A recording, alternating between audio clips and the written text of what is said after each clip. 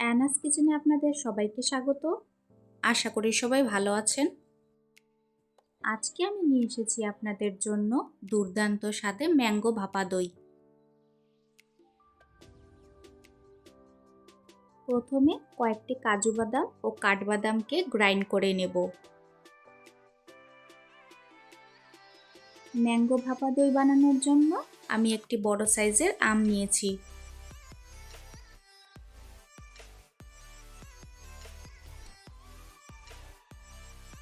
আমের থেকে সম্পূর্ণ পাল্পটা বের করে মিক্সি জারের মধ্যে নিয়ে নেব। ভালো করে ব্লেন্ড করে একটি আমের পিউরি বানিয়ে রেখে দেব।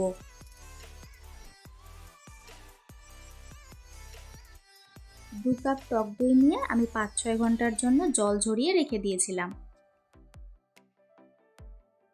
এখন হুইস্কার দিয়ে ভালো করে ফেটিয়ে নেব।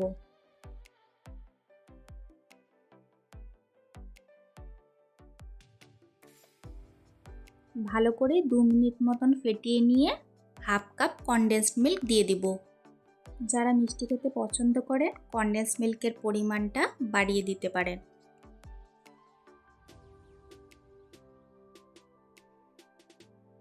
আবারও 2-3 মিনিট মতন ফেটিয়ে নেব।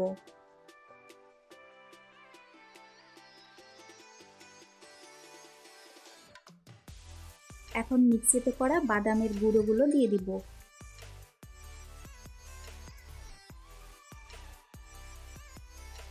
বাদাম দিয়ে আবারও একটু ফেটিয়ে নিচ্ছি।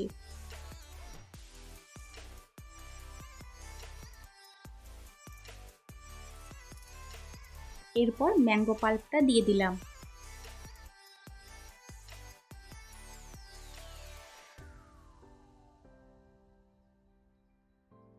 আজকের রেসিপিটা যদি আপনাদের ভালো লাগে আমার চ্যানেলটিকে লাইক, শেয়ার, সাবস্ক্রাইব করে আমার পাশে থাকবেন।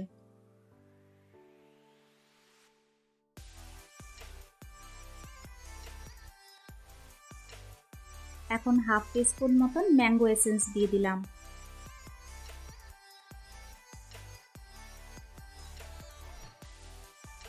সবকিছু ভালো করে মিশিয়ে নেব। যেই পাত্রটিতে আমি স্টিম করব সেই পাত্রটির মধ্যে আমি বাটার পেপার লাগিয়ে নিচ্ছি। এখন ভাপা দইয়ের মিশ্রণটা এই বাটির মধ্যে দিয়ে ভালো করে ট্যাপ করে নেব। এই ভাপা দই দেখতে যতটা সুন্দর লাগছে খেতে কিন্তু অসাধারণ হয়। এখন কভার করে নিয়ে 20 মিনিটের জন্য স্টিম করে নেব।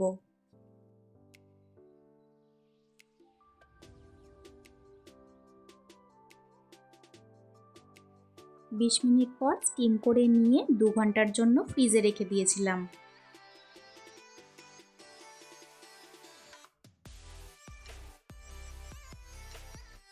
ফ্রিজ থেকে বার করে ডিমোল্ড করে নেব।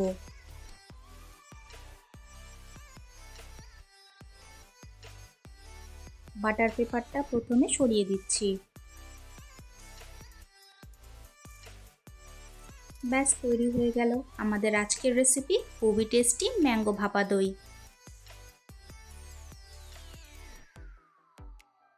উপর থেকে কয়েকটি পামকিন সিড দিয়ে সাজিয়ে দিচ্ছি।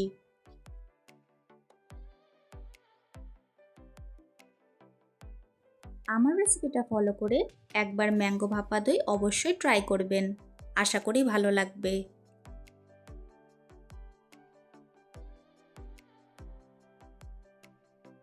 ম্যাঙ্গো ভাপা দই এতটাই নরম হয় যে মুখে দেওয়ার সাথে সাথেই মিলিয়ে যায়।